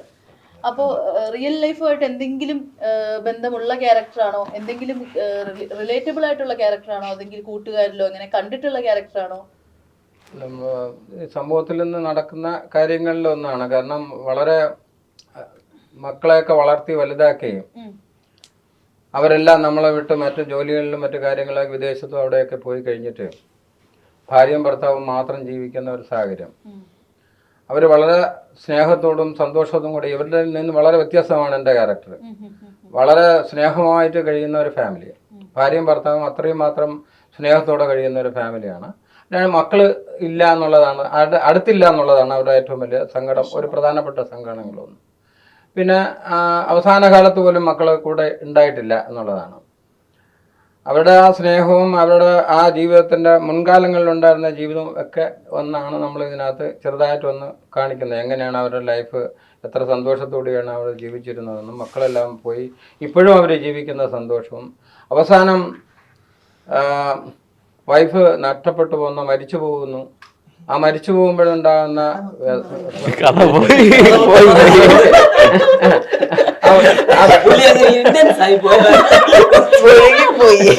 ഇത്രയേ ഉള്ളൂ. ഈ 5 പേര് എത്രത്തോളം ജീവിച്ച് അഭിനയിച്ച അല്ല, ഈ 5 പേരുടെ കഥാപാത്രത്തിന് അപ്പുറത്തേക്ക് ഒരു ഭാര്യയും ഭർത്താവും തമ്മിലുള്ള ഇഷ്ടം, അവർ തമ്മിലുള്ള അത് മരിക്കും വരെ അവർ തമ്മിൽ ഇന്റൻസിറ്റി. അപ്പൊ പെട്ടെന്ന് ഒരാളുടെ അഭാവോ അല്ലെങ്കിൽ ഒരാളുടെ ഇല്ലായ്മയോ അല്ലെങ്കിൽ ഒരാൾ കുറച്ച് ദിവസം മാറി നിന്നാൽ പോലും ഒരു പക്ഷേ മുന്നോട്ട് പോകാൻ കേപ്പബിൾ അല്ലാത്ത ഭർത്താക്കന്മാർ ഇപ്പോഴും ഉണ്ട്. ഭയങ്കര ഇന്റൻസ് ആണ്. അപ്പൊ അങ്ങനെയുള്ള ആണുങ്ങളും ഉണ്ട്, അങ്ങനെയുള്ള ഫീലിംഗ് ആണ് ഇന്നസെന്റ് ആയിട്ടുള്ള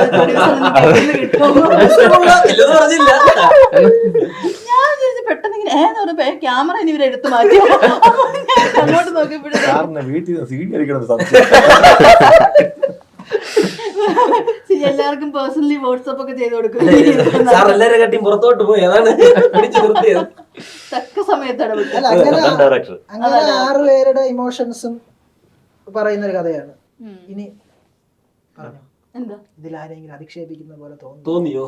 ഇല്ല, ഇല്ല ഇല്ല ഇതുവരെ തോന്നിയില്ല. ആരെയും അധിക്ഷേപിക്കുന്നവനൊന്നും ഫീൽ ചെയ്തു. അത് തന്നെയാണ് സിനിമ. ഇനി പക്ഷേ സിനിമ കണ്ടിട്ട് ഞാൻ അങ്ങനെ തോന്നിയ ഇല്ലേ?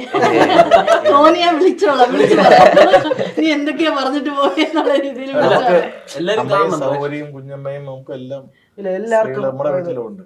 അവരടുത്തൊക്കെ ഉള്ള ബഹുമാനം നിലനിർത്തിക്കൊണ്ട് തന്നെയാണ് എല്ലാവർക്കും പടം കണക്ട് ആവും. പൂർണ്ണമായിട്ട് ചെയ്തിരിക്കുന്നത്. അതെ അതെ അതെ. അപ്പൊ ഇതിൽ ഞാൻ പിന്നെ ശ്രദ്ധിച്ചൊരു കാര്യം, നമ്മുടെ ശാന്തിവിള ദിനേശൻ ഇതിന്റെ പ്രിവ്യൂ കഴിഞ്ഞിട്ട് ഒരു സ്പീച്ച് ഉണ്ടായിരുന്നു. അപ്പൊ പുള്ളി വളരെ നല്ല അഭിപ്രായമായിരുന്നു പറഞ്ഞത്. പുള്ളിക്ക് ഇപ്പൊ റിലേറ്റബിൾ ആണെന്നുള്ള രീതിയിൽ പുള്ളി സംസാരിക്കുന്നുണ്ടായിരുന്നു. അപ്പൊ എന്താ അതിനെ പറ്റിയിട്ട് എന്താ പറയാനുള്ളത്? പുള്ളി എങ്ങനെയായിരുന്നു? അതാണ് ഈ പറയും പോലെ ഈ ഒരു കേസ്, അയാൾക്ക് സംഭവിച്ചൊരു കേസ് അയാൾ പറയുന്നു ചെയ്തിട്ടില്ല എന്ന് പറയുമ്പോഴും അയാളെ മുൻനിർത്തിക്കൊണ്ട് PR പഠിക്കുന്ന കുറച്ച് പരിപാടികൾ. ഇപ്പം അതിന്റെ സത്യാവസ്ഥ റിയൽ ആയിട്ട് എനിക്ക് അറിയില്ല. എന്നിരുന്നാൽ പോലും പറഞ്ഞു വന്നതിന്റെ ഉദ്ദേശം ഇത്രയേ ഉള്ളൂ. നേരത്തെ പറഞ്ഞതുപോലെ ആൺകുട്ടികൾക്ക് മാത്രമേ ഈ ഫേസ് വാല്യൂ കിട്ടുന്നുള്ളൂ പ്രശ്നങ്ങൾക്ക്. പക്ഷെ അതേ സമയത്ത് പെൺകുട്ടി ചെയ്താൽ പോലും അത് പുറത്തോട്ട് വരുന്നില്ല എന്നുള്ളത് മാത്രമേ ഉള്ളൂ. അത് അങ്ങനെ ചെയ്തിട്ടുള്ളവർ മാത്രം ഉണ്ടെങ്കിൽ അത് പുറത്തോട്ട് വരണം. അതായത് ഇപ്പം സ്ത്രീകളെ ബഹുമാനിക്കണം എന്ന് വെച്ചിട്ട് എല്ലാ സ്ത്രീകളെയും ബഹുമാനിക്കേണ്ട കാര്യമില്ല. അതാണ് ഞാൻ പറഞ്ഞ ഈ പ്രിവിലേജ്, ഈ നിയമങ്ങളുടെ പ്രിവിലേജ് ഒരിക്കലും മിസ്യൂസ് ചെയ്യപ്പെടില്ല. കൊടുക്കേണ്ടടുത്ത് ബഹുമാനം കൊടുക്കണം. അതെ അതെ അതെ. നമ്മളിതിൽ തന്നെ ഇപ്പൊ കേസുകൾ നിൽക്കുന്ന ഒത്തിരി കാര്യം സിനിമാ മേഖലയിൽ തന്നെ നമ്മൾ ആരും പറയുന്നില്ല. നമ്മുടെ മനസ്സിലേക്ക് നമ്മളൊരു ബിംബമായി കൊണ്ടുപോയ, വിഗ്രഹമായി കൊണ്ടുപോയ കുറെ വിഗ്രഹങ്ങൾ ഈ അടുത്ത കാലത്ത് തകർന്നുപോയി. തകർക്കാൻ വേണ്ടി തുനിഞ്ഞിറങ്ങിയ കുറച്ച് ആൾക്കാരുണ്ടായിരുന്നു. ഉറപ്പായിട്ടും മനസ്സിലായില്ലേ? നമ്മുടെയൊക്കെ മനസ്സിലാന്ന് വെച്ചാൽ നടൻ എന്നുള്ള രീതിയിലല്ല, അദ്ദേഹം നമുക്ക് നമ്മുടെ മുമ്പിലേക്ക് അഭിനയിച്ച് വലിപ്പിച്ച് നമ്മുടെ മുമ്പിലേക്ക് കൊണ്ടു തന്ന ആ കഥാപാത്രം മനസ്സിൽ നിറഞ്ഞു നിൽക്കുകയാണ്. അതൊരു സുപ്രഭാതത്തിൽ അതിൻ്റെ തലയ്ക്ക് ഒരു വലിയൊരു കൂടം കൊണ്ട് അടിച്ച് തകർക്കും പോലെയാണ് നമ്മൾ കണ്ടത്. അപ്പോൾ നമ്മളിത്രയും വിഷമിച്ചുവെങ്കിൽ ആ വ്യക്തി എത്രത്തോളം വിഷമിച്ചിട്ടുണ്ടാവും. അതുമാത്രമല്ല, അദ്ദേഹത്തെ ഡിപ്പെൻഡ് ചെയ്യുന്ന അല്ലെങ്കിൽ അദ്ദേഹത്തെ സ്നേഹിക്കുന്ന അദ്ദേഹത്തിൻ്റെ കുടുംബാംഗങ്ങൾ നാളെ അദ്ദേഹത്തിൻ്റെ ഭാര്യയെ, മക്കളെ എങ്ങനെ ഫേസ് ചെയ്യും? ഇതൊന്നും ആലോചിക്കാതെ പല ആൾക്കാരും പറയുന്നത്. ഇപ്പം പറയുന്നതായിരിക്കും നാളെ മാറ്റി പറയും, അല്ലെങ്കിൽ പറയുന്നതിൽ ഉറച്ചു നിൽക്കുക, അതിൻ്റെ തെളിവുകൾ നിരത്തുക. ഇതൊന്നുമില്ലാതെ ഇങ്ങനെ കാണിക്കുമ്പോൾ നമുക്ക് ഭയങ്കര വിഷമമാണ്. നാളെ എന്നെക്കുറിച്ചോ നമ്മുടെ പാവം നസീബിനെ കുറിച്ചോ നാളെ ഒരാൾ വന്ന് പറയുകയാണെങ്കിൽ സമൂഹം അത് വിശ്വസിക്കൂലേ? കാരണം പ്രത്യേകിച്ച് സിനിമയിലേക്ക് ഞങ്ങൾ എൻട്രിയാണ്. അപ്പോൾ ഞങ്ങളെ പറ്റി പറയുമ്പോൾ തന്നെ അത് മറ്റവരങ്ങനെ ചെയ്തില്ല, പിന്നെ ഇവരെന്ത് ചെയ്തുകൂടാ എന്നുള്ളൊരു ചോദ്യം ഉണ്ടാവും. അതുകൊണ്ടാണ് നമ്മളെ രാധാകൃഷ്ണനൊക്കെ സിനിമയിലേക്ക് വരുമ്പോൾ ഭാര്യയൊക്കെ ക്ലിപ്പിടുന്നുണ്ട്. സീരിയസ് ആയിട്ട്. എന്റെ ജ്യേഷ്ഠ സഹോദരനാണ്. അവിടെ തൊട്ടടുത്താണ്. എന്റെ അടുത്ത് പറഞ്ഞ നീയാണ് ചേട്ടനെ കൊണ്ട് വഷളാക്കിയത്. അതായത് ഈ 2018-19 കാലഘട്ടത്തിലെ കോവിഡിന്റെ സമയത്ത് ഞങ്ങളെല്ലാം കൂടെ ഇങ്ങനെ ഇരിക്കുമ്പോഴത്തേക്ക് ഇദ്ദേഹമാണ് കുറേ ഷോർട്ട് ഫിലിമും മറ്റു കാര്യങ്ങളുമായിട്ട്, ഞാൻ ഈ രംഗത്തൊന്നും ഇല്ലായിരുന്നു, എനിക്ക് ഇതിനെക്കുറിച്ചൊന്നും വലിയ താല്പര്യമില്ലാത്ത എൻ്റെ ഔദ്യോഗിക ജീവിതമായിട്ട് പോകുന്ന ആളായിരുന്നു. പിടിച്ച് ഇതിലോട്ട് ഷോർട്ട് ഫിലിം അഭിനയിച്ച് എന്നെ ഈ പരുവത്തിലേക്ക് കൊണ്ടെത്തിച്ച് വീട്ടിലിപ്പം വെള്ളംവിള ക്ലിപ്പിടുന്നു എന്ന് പറഞ്ഞുകൊണ്ടിരുന്നത് ഒരാളെ പ്രൊഡ്യൂസർ വരെ ആക്കി കളഞ്ഞു. പ്രൊഡ്യൂസർ ആക്കി മാത്രമല്ല, വീട്ടിൽ നിന്ന് ഇറങ്ങുമ്പോൾ ഫോൺ ഞങ്ങൾ ഒന്നിച്ചാണ് മിക്കവാറും യാത്ര ചെയ്യുന്നത്. യാത്ര ചെയ്യുമ്പോഴത്തേക്ക് ചേട്ടാ എവിടെ എത്തി? അത് തന്നെ അടുത്ത് കൂടാറുണ്ട്, സൈത്തുണ്ട്, ഉണ്ടല്ലേ? ആ ചോദ്യം കേൾക്കുമ്പോ ഞാൻ ഏതാ കുരുക്കിലേക്ക് കൊണ്ടുപോകുന്നു. അത് അങ്ങനെ ഒരു വിശ്വാസമാണ്. ആരുണ്ട് എന്നറിയാനാണ്, ആരുണ്ട് എന്ന അതാണ് ഓരോ പറയല്ലേ. അത് ഈ ബാല്യം എല്ലാം നശിപ്പിക്കുന്ന തോന്നുന്നു. നമ്മുടെ സിനിമ എന്ന് പറഞ്ഞത് എല്ലാരും കാണണം, കാണേണ്ട സിനിമയാണ്. അതായത് സമൂഹത്തിലെ ആണുങ്ങളുടെ ദുഃഖം ഇതുവരെ ഒരു സിനിമയിലും വന്നിട്ടില്ല. ആണുങ്ങൾക്ക് പറയാനുണ്ട് എന്നുള്ള വ്യക്തമായ രീതിയിൽ ഞങ്ങളുടെ ദുഃഖം നിങ്ങളൊന്ന് കാണും, ഞങ്ങൾക്ക് പറയാനുള്ളത് നിങ്ങളൊന്ന് കേൾക്കൂ എന്ന് വ്യക്തമായി പറഞ്ഞു തരുന്ന ഒരു കൊച്ചു സിനിമയാണ്. നമ്മളിപ്പോ എല്ലാവരുടെയും ദുഃഖങ്ങൾ കേട്ടോ. നിന്റെ ദുഃഖം എന്താ മോനെ? നമ്മള് വിട്ടുപോയി. ഇത്ര ചെറിയ മനുഷ്യൻ എന്തായിരിക്കും ഇത്ര വലിയ ദുഃഖം? പല അവസരങ്ങളും ഉണ്ടായിട്ടുണ്ട്. അതെല്ലാം കൂടി കമ്പൈൻ ചെയ്തിട്ട് ഞാനൊരു കാര്യം പറയാം. അതായത് ഒരു സംഭവം ഉണ്ടായി കഴിഞ്ഞാല് ഇപ്പൊ ഞാൻ എത്ര പ്രാവശ്യം ഇല്ല എന്ന് പറഞ്ഞു കഴിഞ്ഞാലും തെറ്റിദ്ധരിപ്പിച്ച് ആളങ്ങോട്ട് ഇല്ലാതാക്കുന്ന രീതിയിൽ. കാരണം ഞങ്ങളുടെ ഏജ് അതാണല്ലോ. ഞങ്ങളിപ്പോ എത്ര, ഞങ്ങൾക്കൊരു വോയിസിനൊരു ലിമിറ്റ് ഉണ്ടല്ലോ ഞങ്ങളുടെ മുതിർന്ന ആളോട് സംസാരിക്കുന്നതിന്. അപ്പൊ ഞങ്ങൾ എത്രയൊക്കെ അടിച്ചമർത്താൻ പറ്റുമോ ആ രീതിയിലൊക്കെ അടിച്ചമർത്തുന്ന ഒരു അവസരങ്ങൾ ഉണ്ടായിട്ടുണ്ട് പല രീതിയിലും. അതിപ്പോ സ്കൂളിൽ നിന്നാണെങ്കിലും ടീച്ചേഴ്സിന് മുമ്പ് നിന്നാണെങ്കിലും എത്രയൊക്കെ നമ്മൾ പെർഫെക്റ്റ് ആവുകയാണെന്നുണ്ടെങ്കിലും ചെറിയൊരു സംഭവം വരുമ്പോഴത്തേക്കും ഇല്ലാന്ന് എത്രയൊക്കെ പറഞ്ഞ് നമ്മള് സംഭവം എന്റെ ഭാഷ പറയാണെങ്കിൽ എത്രയൊക്കെ കച്ചറ ഉണ്ടാക്കുകയാണെന്നുണ്ടെങ്കിലും നമ്മളൊക്കെ അടിച്ചമർത്തുന്ന രീതിയിൽ ഉണ്ടായിട്ടുള്ള സംഭവങ്ങൾ ഉണ്ടായിട്ടുണ്ട്. അപ്പോ നമ്മൾ എത്രത്തോളം പാവമാണെന്നുണ്ടോ, ഏജ് കുറവായതുകൊണ്ട് നമ്മൾ ചെറുപ്പമായതുകൊണ്ട് അവരുടെ മുന്നിൽ നമുക്ക് ശബ്ദം ഉയർത്തി ഒന്നും പറയാനും പറ്റുന്നില്ല. സംഭവം ഞാനൊക്കെ പല അവസരങ്ങളും പാവമായിട്ടും ഉണ്ടാകുന്നിട്ടുണ്ട്. അപ്പോഴൊക്കെ തിരിച്ചടി കിട്ടിയിട്ടുണ്ട്. നാട്ടിലോ ഇപ്പൊ സിനിമയിലോട്ട് വരികയാണെങ്കിൽ തന്നെ അത് ഞാൻ ഇപ്പൊ ചാമേന്റെ ഷൂട്ട് കഴിഞ്ഞ് തിരിച്ച് ഞാൻ ഷെഡ്യൂളൊക്കെ കഴിഞ്ഞ് സ്കൂളിലോട്ട് പോവാണ്. അപ്പോൾ ഒരാൾ വന്നിട്ട് പറഞ്ഞു, ആരാന്നൊന്നും പറയുന്നില്ല, ഒരാൾ വന്നിട്ട് പറഞ്ഞു ഇനി സിനിമയിലോട്ട് പോകാൻ പാടില്ല. റീസൺ എന്താ വെച്ച് കഴിഞ്ഞാല് സാധാരണ ഇങ്ങനെ സിനിമയിലോട്ട് പോവാറില്ല. അപ്പൊ അത് ആണുങ്ങളാണെങ്കിലും പെണ്ണുങ്ങളാണെങ്കിലും സിനിമയിലോട്ട് പോവാറില്ല, മുസ്ലിംസ് ആയതുകൊണ്ട്. അപ്പോ ഒരു വോയിസ് ഞങ്ങൾക്ക് അവിടെ ഉണ്ടാവാറില്ല എതിരെ സംസാരിക്കാനായിട്ട്. അപ്പോഴൊക്കെ പാവമായിട്ട് നിന്നിട്ടുള്ളൂ. കുടുംബം നല്ല സപ്പോർട്ടാ, അതുകൊണ്ട് ഇതുവരെ എത്തി. ഇപ്പൊ ഗൾഫിൽ നിന്ന് വന്നു, അത് ഭയങ്കര സപ്പോർട്ടാ. അത്ര നല്ല സപ്പോർട്ടീവ് പേരൻസിനെ കിട്ടാൻ ഇതിൽ കൂടുതൽ എന്താ വേണ്ടത്? ഇദ്ദേഹം ആ ഇതിലുള്ളതാണ്, സമുദായത്തിലുള്ളതാണ്. പക്ഷെ ഇദ്ദേഹത്തിന് ഉമ്മയും ബാപ്പയും കൂടെ പോയി അവനിടാന്ന് മിക്സഡ് കൾച്ചർ ആയിട്ടാണ് വീട്ടുകാര്. ഇപ്പം ആറ്റുകാൽ പൊങ്കാല ഉണ്ടെങ്കിൽ എന്റെ നമുക്കെല്ലാം വിശ്വാസം ഉമ്മച്ചി പോയി പൊങ്കാല ഇടും. എന്റെ ഉമ്മച്ചി മാത്രമല്ല ഉമ്മയും ചേർന്നാണ് പൊങ്കാല ഇട്ടുകൊണ്ടിരുന്നത്. ഇപ്പൊ വയ്യാതായ കാരണം ഉമ്മച്ചി മാത്രമാണ് നിന്നത്. അപ്പൊ എന്നെ ചെറുതിലേ പഠിപ്പിക്കുന്നത് മിക്സഡ് ആയിട്ടാണ്. വെള്ളിയാഴ്ച ക്രിസ്ത്യൻ പള്ളിയിൽ പോവും. അപ്പം ഞാൻ കണ്ടു വളർന്നത്, എനിക്കിപ്പൊ ക്രിസ്ത്യൻ പള്ളിയിൽ വെട്ടുകാട് ചർച്ച് ഉണ്ട് ട്രിവാൻഡ്രം, അവിടെ വെള്ളിയാഴ്ച. ഇപ്പൊ ഇവൻ പറഞ്ഞ സിറ്റുവേഷൻ ഞാൻ കടന്നു പോയിട്ടില്ല.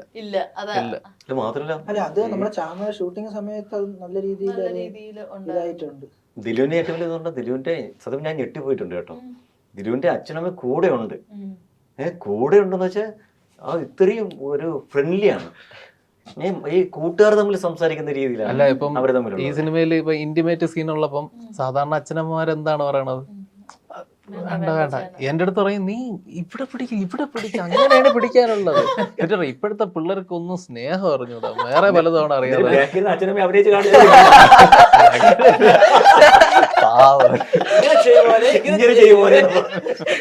അവസാനം ക്യാമറ അങ്ങോട്ടാണ്. ഞാൻ പറഞ്ഞില്ലേ പ്രസന്റ് കൂടിയത് അന്നായിരുന്നു. ഇന്റിമേറ്റ് സീൻസിന്റെ സമയത്താണ് ആൾക്കാർ കൂട്ടും. അല്ലാത്തപ്പോ ആർക്കും അഭിപ്രായം പറയണ്ട, ഒന്നും പറയണ്ട. ഇങ്ങനെ വാ വാ. ഈ കൂട്ടത്തിൽ ഏറ്റവും കൂടുതൽ എല്ലാരെയും ട്രോളുന്നത് ആരായിരിക്കും? കണ്ടല്ലോ തുടങ്ങിയ ഏറ്റവും പാവം ഇതില് അല്ല ശിവമുരളി. ഞാൻ ഞെട്ടിയിട്ടുണ്ട് കേട്ടോ. ഞങ്ങൾ പലയിടത്തും ഒന്നിച്ച് ഈ അടുത്ത കാലങ്ങളിൽ കുറെ നമ്മളുണ്ട്. പക്ഷെ ശിവമുരളിയുടെ നമ്മൾ വാ തുറന്നിട്ട് ഈ ഇതല്ലോ ഒരിതിലും അകത്ത് കുത്തി നോക്കണം നാക്കൊണ്ടോ എന്ന് അറിയാൻ വേണ്ടി. ഈ പുള്ളിക്കാരനാണ് സ്റ്റേജിൽ കിടന്നും മറ്റേ നമ്മുടെ സ്ക്രീനിലൊക്കെ നമ്മൾ കാണുന്നത് പകർത്ത് പിടിച്ച് കോമഡി അടിക്കുന്നത്. ഇനി ആരെങ്കിലും എന്തെങ്കിലും പറഞ്ഞ റിയാക്ട് ചെയ്യണം കേട്ടോ. ഇത്ര പാവരുത്. പാവോ, ഭയങ്കര പാവം. മറ്റേ ഡയറക്ടറിന്റെ അടുത്തൊക്കെ എനിക്കാണെങ്കിൽ മറ്റേ ടൈം ട്രാവൽ ചെയ്ത് എന്നിട്ട് ചേർന്ന് സംസാരിക്കാൻ തോന്നും. അതൊക്കെയുള്ള അവസരങ്ങൾ ദൈവം തരും. അതെ, എന്തായാലും ഒരുപാട് സന്തോഷം നിങ്ങൾ എല്ലാവരുമായിട്ട് സംസാരിക്കാൻ പറ്റിയത്. എത്ര സമയം പോയത് പറഞ്ഞില്ല, നല്ല ഇൻട്രസ്റ്റിംഗ് ആയിട്ട് എനിക്ക് ഇനി കൂടുതൽ പറഞ്ഞു കഴിഞ്ഞാൽ നമ്മുടെ രാധാകൃഷ്ണൻ ചേട്ടൻ ചിലപ്പോൾ സിനിമ മൊത്തം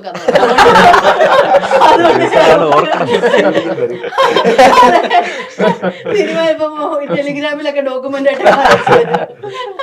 അപ്പൊ എന്തായാലും നമുക്ക് സിനിമയെ പ്രൊട്ടക്ട് ചെയ്യാൻ വേണ്ടിയിട്ട് ഈ സെക്ഷൻ ഇവിടെ അവസാനിപ്പിക്കാം. എന്തായാലും ഒരുപാട് സന്തോഷം. നിങ്ങളുടെ കൊച്ചു സിനിമ ഒരുപാട് വലിയ സക്സസ് ആവട്ടെ. ഒരുപാട് സന്തോഷം നിങ്ങളോട് ഒരുപാട് നേരം സംസാരിച്ചത്. എന്തായാലും all the best. Thank you so much. Make every wedding unforgettable with Joya Lucas Diamond Wedding Collection. Joya Lucas, world's favorite jeweler.